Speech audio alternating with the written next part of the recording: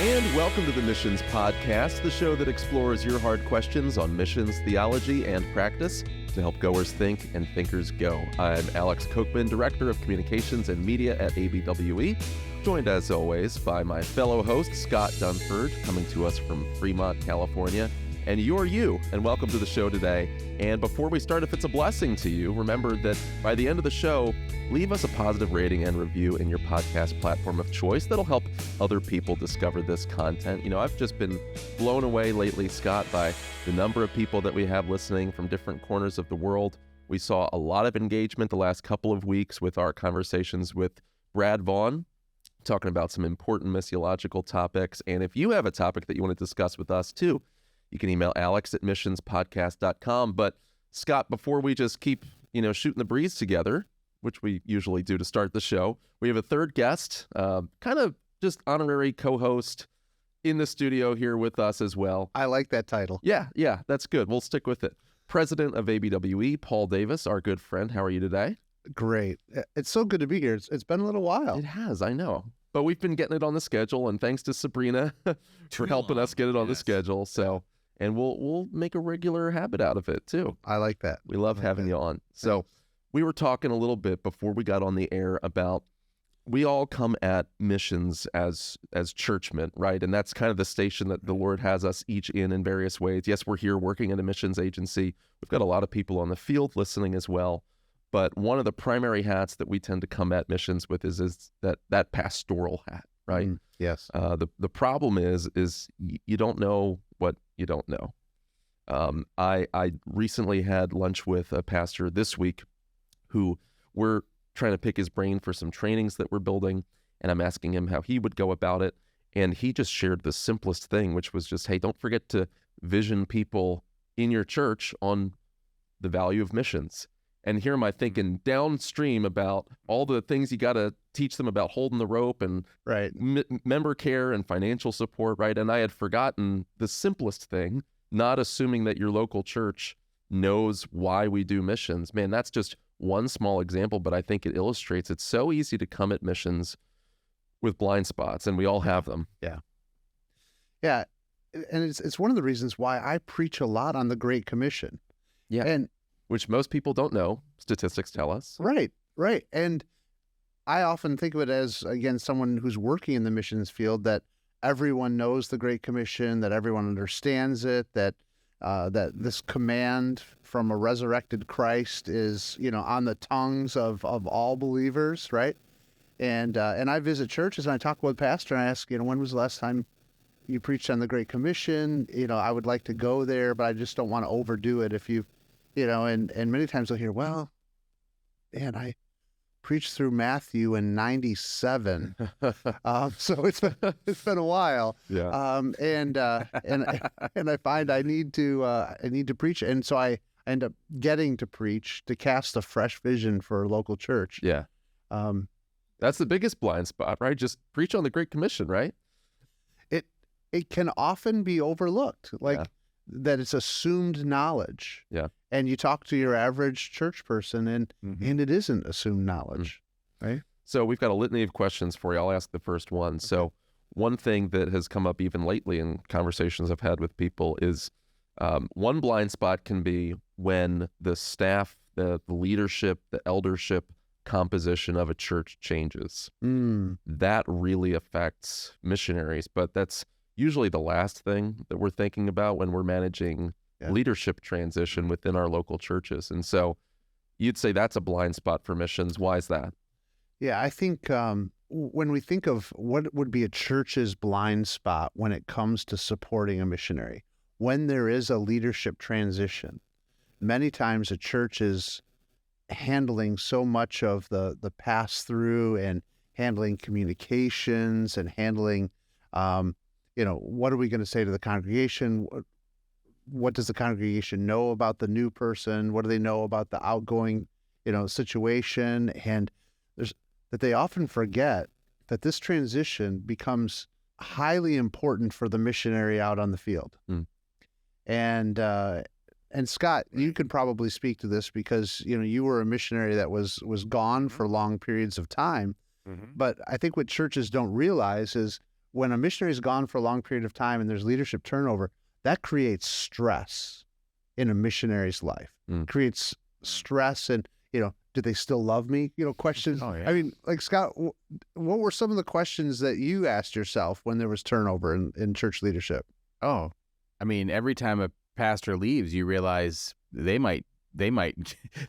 pastor might have a totally different vision of missions. I might be on the outs, or maybe they had come with a different, philosophical bend or theological bend, and I don't connect with them as well. If it's your sending church, I mean, that creates a whole new, set of problems, because now I've got a new pastor that I don't even know and might not get to know for a couple of years. I mean, there's a lot of insecurities and difficulties that come with, leadership transition of a supporting or ascending church. And I think churches know that transition affects a missionary.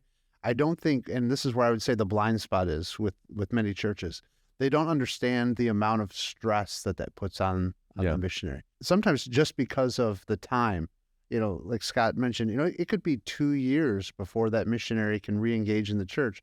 Well, that new pastor has been established. They've been, the transition has taken place and everyone is settled in the new roles. And then the missionary is coming back and it's all new to them. Yeah. And the church is like, hey, this is old hat.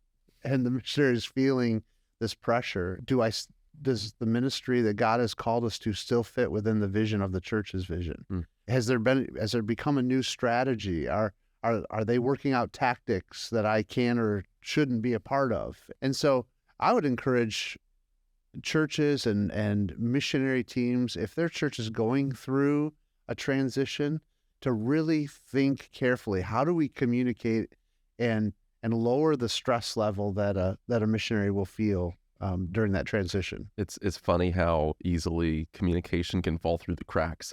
I recently had a missionary reach out to me and say, hey, several years ago, your church sponsored the building of several church buildings in the Dominican Republic, and here's how they're doing, and here's some photos, and can we talk more and give a ministry update? And had to politely reach out to this lady and share actually no one except for maybe 3 or 4 people who was at the church, not just in leadership, but attending the church, is still there. Wow. Yeah. The entire membership roll has almost 100% turned over. It's incredible. And having kind of that awkward conversation of like, let's start this relationship from square one. Right. So many things can be lost in transition there, right, Scott? Yeah. Well, I mean, that's a great example, because I mean, I think our lives are going at one speed. Other people's lives are still moving at their speeds. And we just think that the world where we're not is just kind of frozen. And then it's kind of a shock when we go back and realize they've moved on, right, and we've moved on, and we got to start over. So I'm wondering, one, Paul, are there any other examples of how this transition has affected, you've seen it affect missionaries or vice versa, but also, because we have given a couple examples already, what are some best practices that you would say to churches, like, hey, this is what I would recommend, or to missionaries even, to take initiative on their end? Right. Sometimes churches are overwhelmed with details, especially, small churches. What could a missionary do to be proactive in that area to help make that better? I think on the church side, one of the most important things a church can do is make sure that their missionaries are getting every communication that a church member is getting. If you treat your missionaries like a church member, you're going to give them the cadence of information that they're going to need to be able to track with what's happening at the church. If you have them just separate, like, here's the email to our missionary family and here's the email to our church family, there's going to be a miss in communication. Yeah. And there's going to be a lapse. I think on the church side, that would be just a simple best practice that I would include. On the missionary side, you have not because you ask not, right?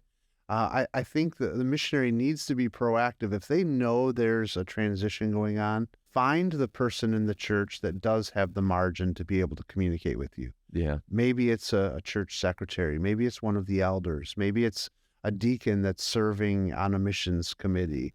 Perhaps it's a lady in charge of the missionary ladies fellowship, or whatever each church has. I think it's incumbent upon the missionary to do a little work, if the relationship with this church is significant to them, to find that person who has margin to be able to talk. So that's all the kind of the easy stuff. I mean, that's hard. Yeah. But those are two easy ones. It's a little easy. Low-hanging fruit. Right. Something harder, money. Yeah. So there's blind spots there with finance and financially supporting missionaries. And I know that's something that you've been thinking about lately as well. Yeah. So I think one of the blind spots, again, that churches have when it comes to our missionaries is what their monthly support amount communicates to the missionary. Now, I think it's important for missionaries. Talks. Well, I think it's important for every missionary to have different churches and individuals sponsoring them at different amounts. So please hear me. I'm not saying that, if you support a missionary $50 a month or $25 a month or $500 a month or $1,000 a month, that, one's bad and evil and one's good. I'm just saying that you need to be aware that the monthly support amount communicates something to the missionary about what type of relationship your church is wanting. Yeah. And I was recently talking with a pastor and introducing a church to one of our missionaries, and I was hoping for them to begin supporting and begin a relationship there. And the pastor took me aside and he said, look, I'm not looking to support a missionary at $500 a month. I want to take on 40% of their support. In other words, I want almost half of their support. I want our church to be in a tight relationship, and I want that missionary to know we are their family and we want to be communicated with. And that pastor understood that, hey, 40% of their support, that is them saying, we want a deep relationship with you. We don't want a simple relationship with you. We want to be involved in when you make decisions about what you're doing ministry-wise, we want to be a part of those discussions. But then there are churches that take on missionaries for $50 a month.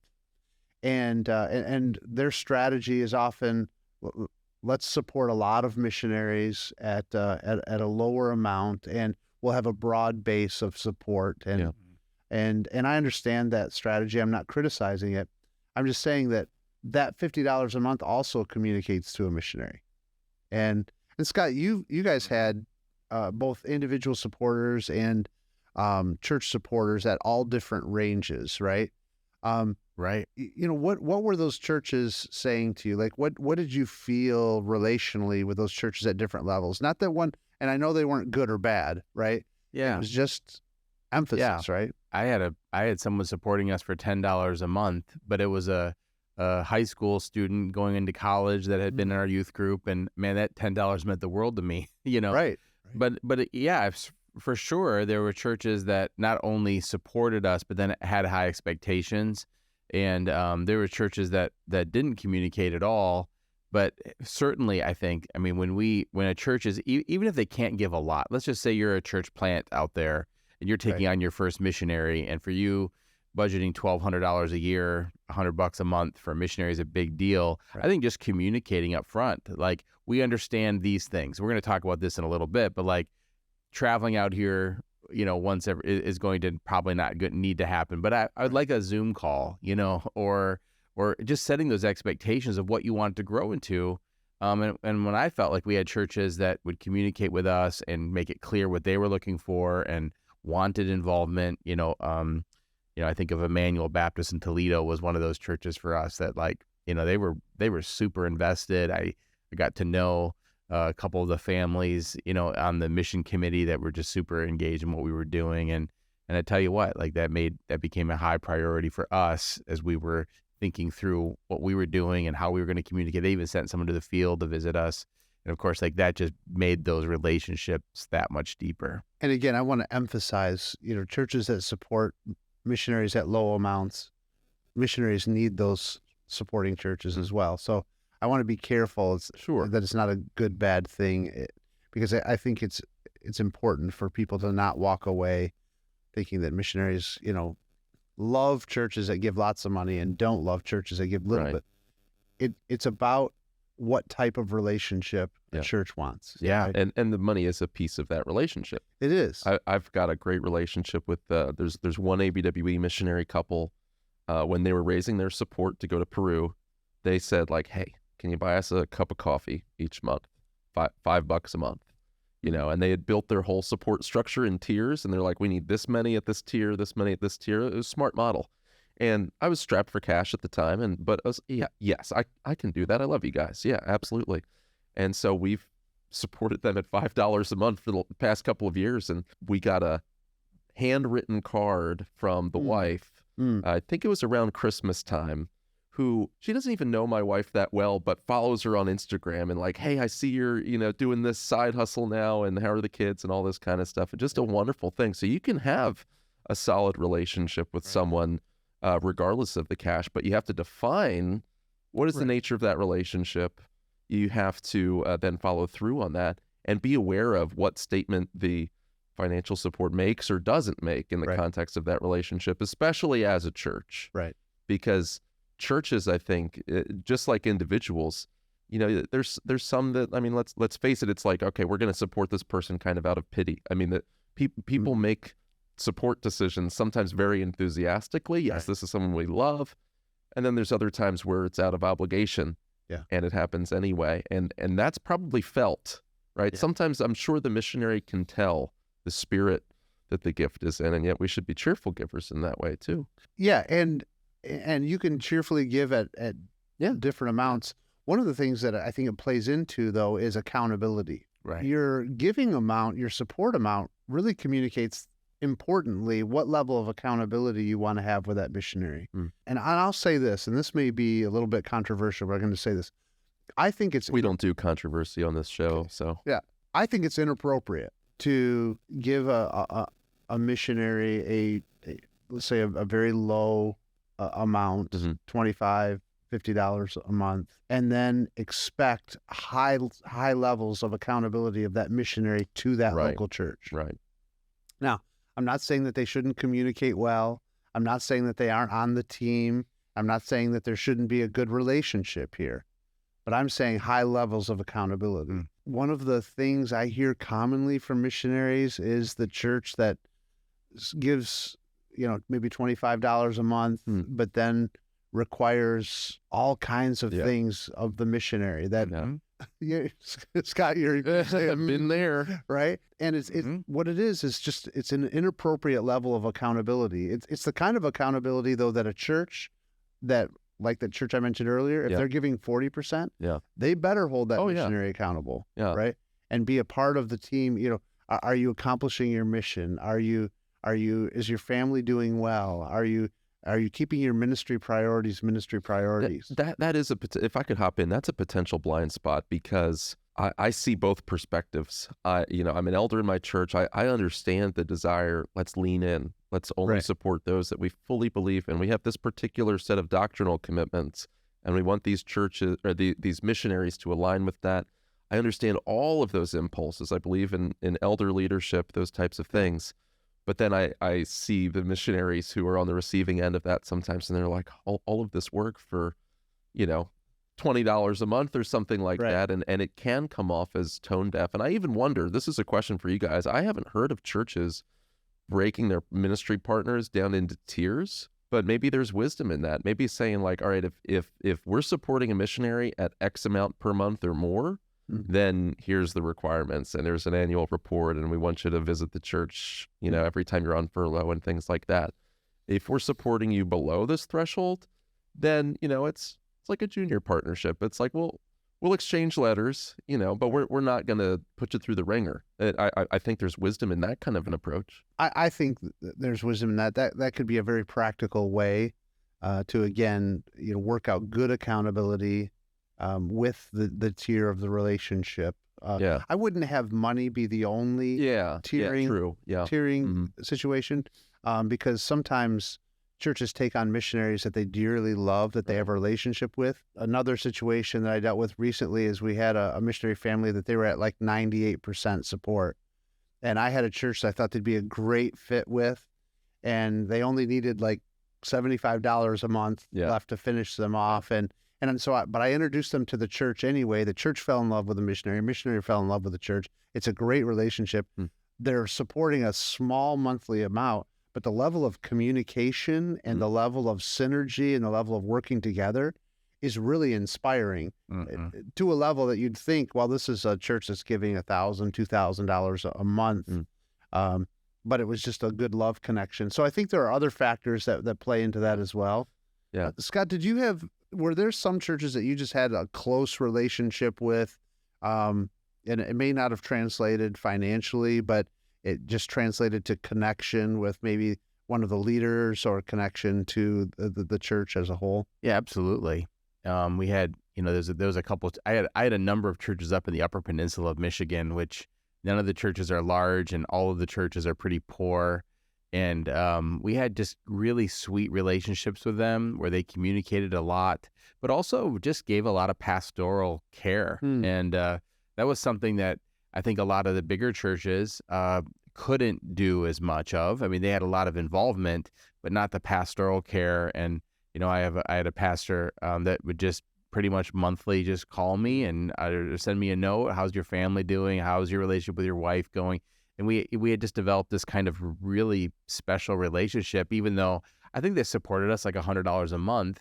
They didn't require a lot of us. They weren't like, I think they were wise in going, okay, we know what we can support and we know what we should be asking. But I do think that even still, they took good care of us, and it was a very special relationship. Well, I was just going to say, I mean, here's the hard part. Did you have churches or a church that you didn't have a close relationship with that supported you a very small amount, yet asked incredible accountability questions and a level of accountability that just was totally out of line with the type of relationship that the church was forming with you? For us, we did not have that. Yeah, by God's grace, we didn't have any of that, nor with our individual supporters. I mean, I've heard of churches that did, but thankfully we didn't. In fact, I would say, probably more of a problem was just that we didn't. Some of the connections just weren't real strong, and we wish that we had more communication. And it was a little bit funny. I mean, we were in restricted access situation, so I think that was always, especially at that time, like it was really hard to know what to do and what to say and how to do it. Right. And so that created, some unique challenges. But I also think we just had really good, healthy relationships for the most part. I want to ask one more question about finances, and that is just, are there any blind spots that you think churches have, on the other side of it, about the challenges and financial needs that missionaries are facing? What do you think are some blind spots about that whole topic of what are the financial needs of missionaries, and how can these blind spots be addressed? Especially because missionaries are in a weird position of, needing support and wanting it, but also needing to be able to be clear about what their real needs are. Here's something that I was talking to several, both missionaries and churches about very recently. And that is, we're all familiar with the idea of outfit and passage, that a missionary needs monthly support to support their family, but there's also this almost one-time setup fee, this setup package that needs to happen when a missionary goes to a foreign field. Yeah. You got your shipping container, or you got to buy a car, all whatever. Right. Yeah. Especially for long term. That whole piece. One of the things that I've come to realize is that we require as a mission agency a certain level of that outfit and passage, and every missionary works to attain that level. I would say to a pastor, and this is something that they probably wouldn't know or couldn't know, but that outfit and passage level, that's a minimum. And generally, if you want to set up your missionary well, they need to be supported well over that outfit and passage. And I would say this is a way to express love. This is a very tangible expression of love to a missionary family. Like if they have to raise, $20,000 in their outfit and passage, making sure that they have $30,000 so that they can buy not just the lowest used vehicle on the field or rent the lowest apartment, that they can maybe set up their house a little bit nicer. Because for most agencies, when they set that number, it's saying this is the absolute least amount of funds that we're comfortable letting this person go and attempt life in this new context with. And in the case of ABWE, we're saying you can't go without this amount. Right.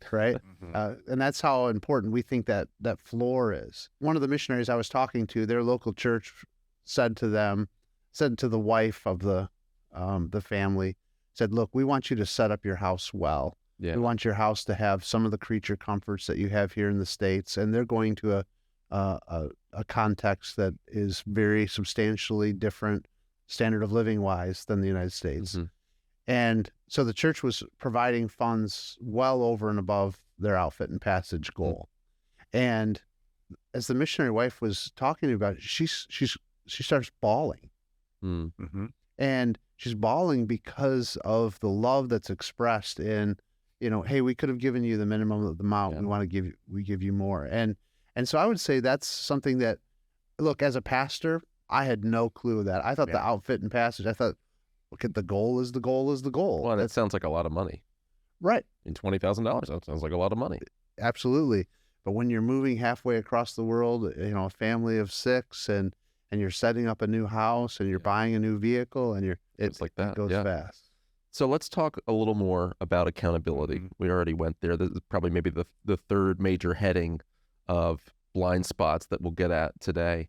And one thing that comes to mind, we're talking about the relationship between money and accountability, but there's multiple types of accountability, right? There's accountability with the missionary and the agency. There's accountability between the church and the missionary, and accountability on the field as well. There's accountability up and down, mm-hmm. left and right. It's a 360-degree thing, right? And I can only see what's in front of me. And so what would you say are some of the blind spots that pastors and churches might have in how that accountability relationship works for missionaries? To many churches, accountability, often feels like a string to a check.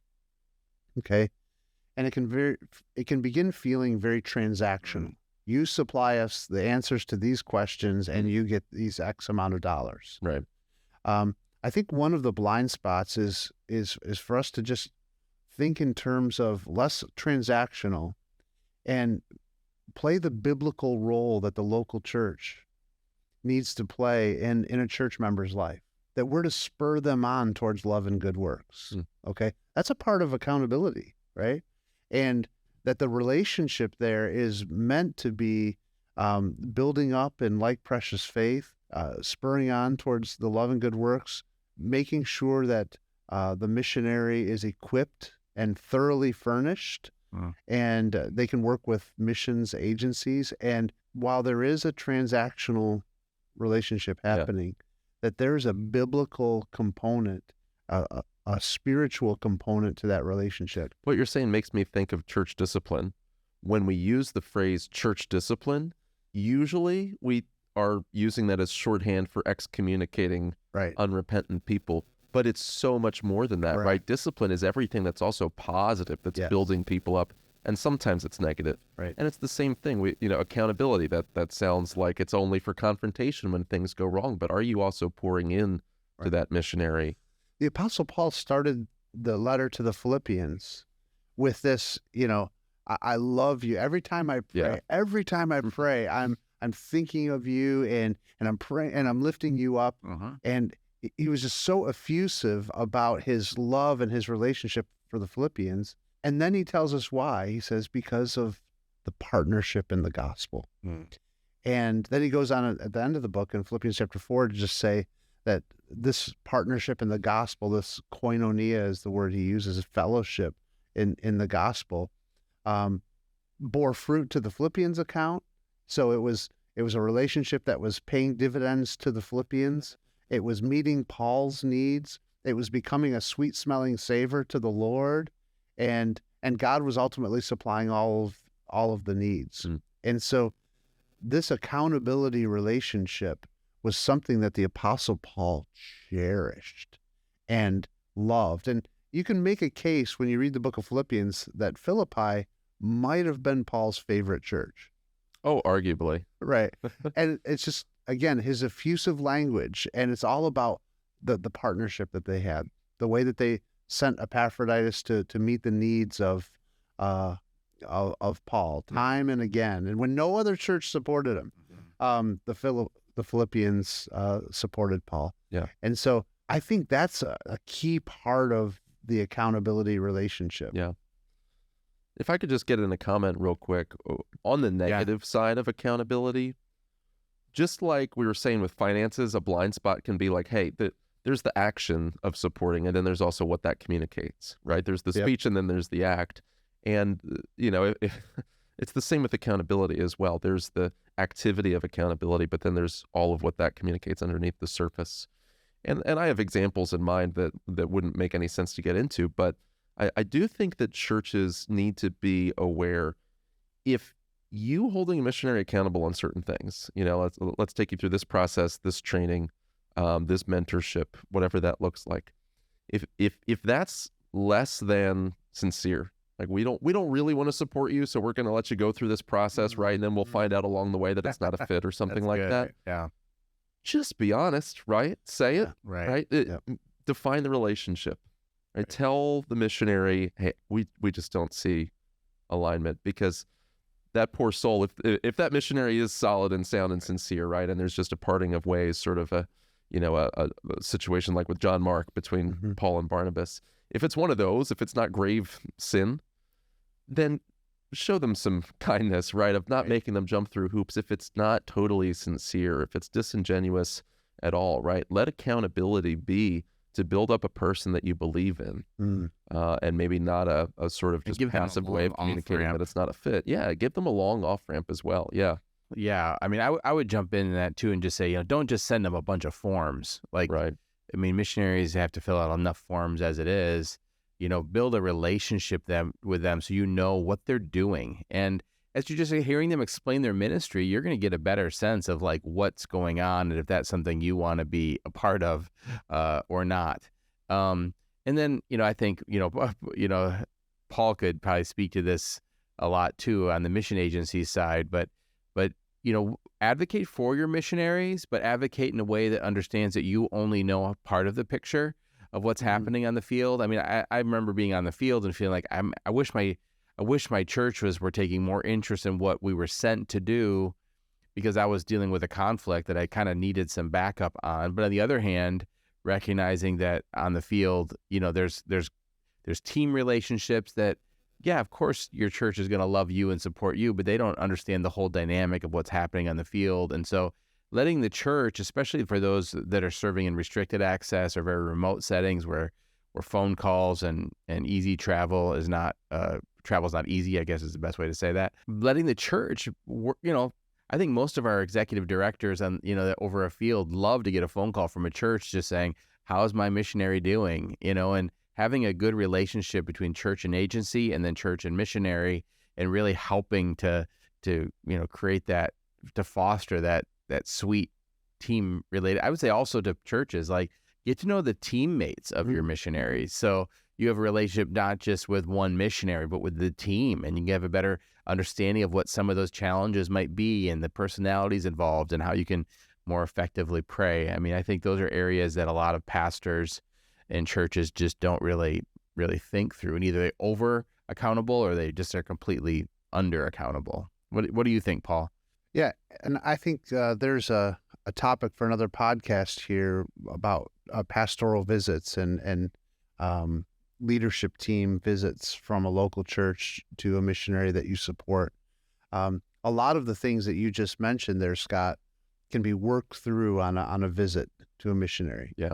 And I know that harder to do on an email, though. Correct. Getting to know teammates, getting to see the work and know the context and the situation. And I would say the stresses on the family.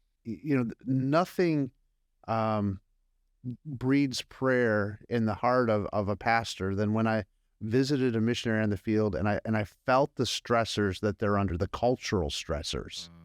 And it allowed me to pray for, we visited one of our missionaries that were in Thailand. And when I saw the dynamics that were different in that culture and in that dynamic, it changed the way we prayed, and it changed the way that we cared for our missionary. So that accountability piece, a good visit can help in how you hold them accountable. Things that, hey, are you taking your family on a vacation? Are you getting, Scott, like your context, are you getting out of your context enough to where your family can decompress from the things that they're feeling? No. What other blind spots are there? I think one thing that pastors should be aware of, and maybe you have a list of more, and we want to try and throw in as many as we can before we run out of time, but on the accountability piece, missionaries feel the pull and the divide in their loyalties between church, between agency, and between field, especially church and field. I think that's a big pull right there, because the agency is designed to sort of be in the background a little bit, right, and let the church be the church. But I think one of the challenges that pastors face in shepherding missionaries is, well, yeah, but they are accountable to me, right? I'm the shepherd, I'm the overseer of their soul, and so forth. And yet there's these things that, yeah, they don't exist formally as an institution. Like the Bride of Christ isn't a field team, right? The Bride of Christ is the church, but field teams matter. And there's certain obligations and duties and responsibilities that missionaries have in that direction as well. And what advice would you give to a pastor trying to wrap his mind around the tension that the missionary feels there with their flesh and blood colleagues and teammates? We're talking about blind spots. What are the potential blind spots? And I noticed this moving from my role as a pastor to working with a mission agency, is that many times as a pastor, I knew the ministry that the missionary was up to. Yeah. I knew what they were working on. I knew their role. I knew what they were trying to accomplish, but I had no clue of the team that was surrounding them. And was their mission aligned with that team, or was that a separate standalone mission and they just happened to be? I never knew that dynamic even existed. Right, because each missionary on that team is supported by different churches. Correct. Hearing different versions of that. Right. With their own set of pressures. Yeah. Right. And so inevitably when team conflict happens, because it happens, right? Yeah. And it can be for good or for evil, but knowing my missionary's role on that team, are they a team leader? Are they a part of the accountability structure of the mission organization that they're a part of, or are they one of the teammates that are on the team? Those roles can feel invisible to a local church who's just supporting their missionary doing their work on their field. But I think they need to understand that role, because if they're just a teammate, they may have to follow the plan that's handed to them. Yeah. And they may not have a choice in, hey, my ministry needs to change a little bit because I'm a part of a team. Or they may be a part of a leadership structure that asks them to do something outside of the field that they're on, right? Many of our upper level missionary leadership, we ask them to be regional as opposed to, be in a certain country. So if you've got a relationship with a church and you're just like, hey, we're going to Slovakia to do work there, and then the team asks you, because of your new role, to move to Hungary, that's close by, but that's not Slovakia. Why is that happening? And realize that there may be agency-wide or leadership-wide or team-wide situations going on. And one comment with that too, I think it's important for a church. I want to support a missionary that holds their plans open-handedly. Sure. Because a person that's holding with a clenched fist to the narrowness of maybe a vision that they received from their sending church is going to be hard to cooperate with on a team if that vision at some level doesn't align. I mean, hopefully there's as much alignment as possible, right? We're preaching the gospel, we're planting churches. Right. But within that, there's a lot that we can hold open-handedly as far as strategy and when, where, and how. And a person who is only under those marching orders and not prepared to collaborate is going to be a lot more difficult to work with. And I would much rather be supporting someone that I know is flexible and knows that, yes, they're under authority, but they're also in relationship and community with a team of workers and who understands those dynamics than somebody who, in the name of our church and our leadership, is going to be a bull in the china shop of the plans of a field team that's been entrusted to be there themselves.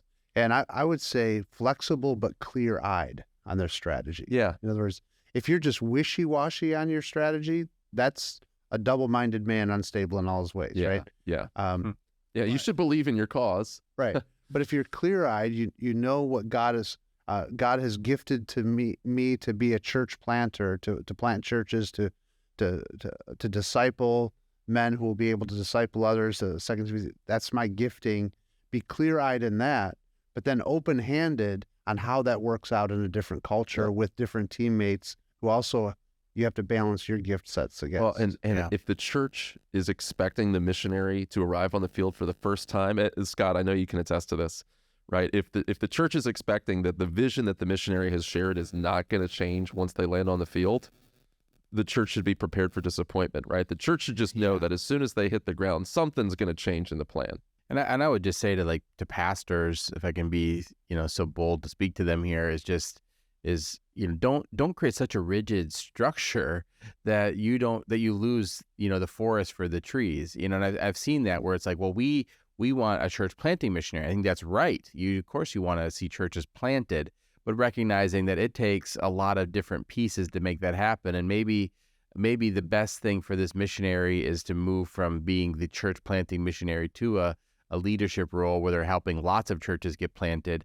I would just say, don't be so rigid in the structures you create in your church that you don't allow for the multiplying of the work that can happen as someone really finds their unique ministry niche. And part of that's going to come down to communication on the missionary's part, the agency's part, but also as church leaders, don't create such a tight box that you don't understand all the components that go into planting a church. I mean, we've talked about this so many times on our show, but it's good reminding, I think, is that, you think of your church there in America and all the pieces that go into that church being successful, that if you remove the children's ministry leader, or you remove, the worship leaders, or you remove those faithful deacons, you don't have a church anymore. I can think of several people that I've pastored that they were never elders or pastors, but you remove them from the structure and we don't have a functioning church. And so recognizing that successful church planting work is going to be dependent on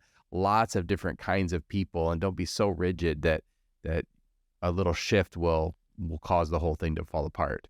Actually, Paul, maybe we can throw this in here. You're reading a book right now on this idea of holding your plans loosely, right, with opportunities that come up. Yeah, the book Opportunity Leadership is a book that talks about being able to capture opportunities as the Lord brings them, and as a focus of your leadership and how you're strategizing. And I think we could all name missionaries who maybe went to the field as evangelists, got into church planting. From church planting, they saw a need for theological education, and so they became theological educators, and then saw the need for resources being translated into the language so that theological educators could be trained, and then they moved into translation work. And as the Lord used them in ministry over years, as language acquisition became better, God shifted their focus time and time again. And for churches to be flexible with that missionary as they grow and as ministries morph and change. Well, and we all know from our lives that that's always true, right? That we always have to hold our hands open, right? And God can put new plans in there or take the old plans out. And so why would we expect that that's not going to be the case for missionaries? Yeah, they have a calling. But what happens, Alex, is this. I think because we don't see a missionary sometimes for 4 years. Yeah. Right? We get surprised. And the church gets surprised that, we sent you as an evangelist, and now you're coming back as a theological educator. Well, we didn't ask for a theological educator. And the church didn't see them. And it's like, if I hadn't seen your children in the last 4 years, your children have changed incredibly over the last 4 years.